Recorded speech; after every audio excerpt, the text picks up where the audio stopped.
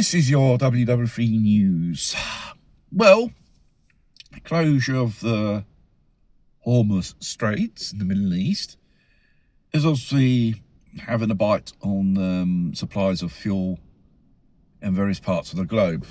In Asia, it's hit pretty hard.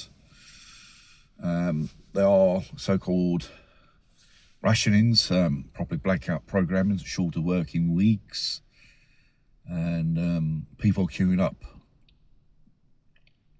in the hundreds to every single fuel station with a hope they find the fuel for their vehicles.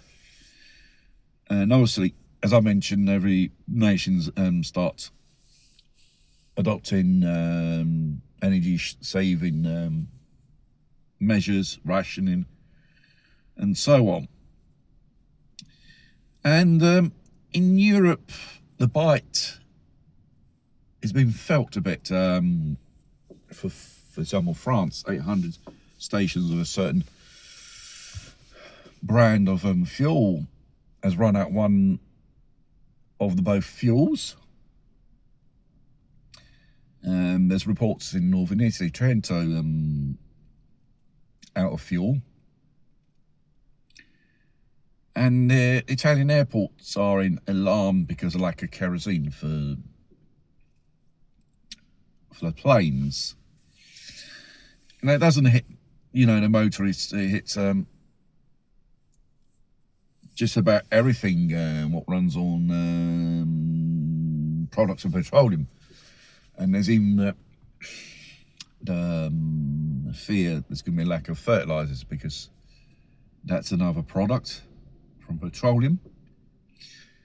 Another type of elements which are made from this some type of fossil fuel, helium, and other type of gases which are beginning to become in short supply.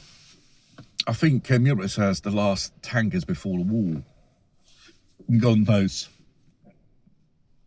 how long this so-called last supply will last.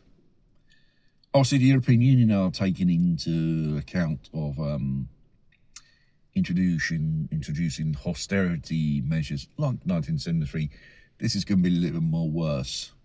This is not a question of the price of it. It's the question of the lack of petroleum products being exported and imported.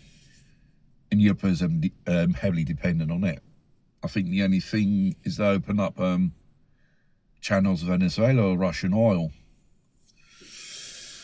Well, the Europeans are going to, Brussels is going to have to bite its own tongue because, sanctions on Russian petroleum are put on. And they know in deep shit.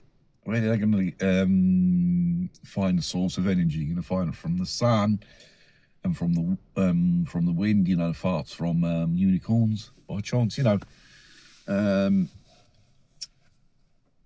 There is no long-term plan for energy itself. The Green Deal is no good for nothing. You need energy just to keep society working. Otherwise, if the lights go out, you find yourself with a Mad Max society sooner or later. A collapse of the world as you know it.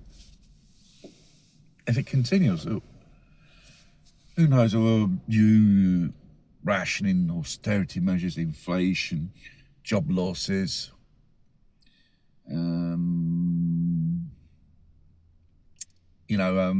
this could even push even to social uprise in various populations in the world.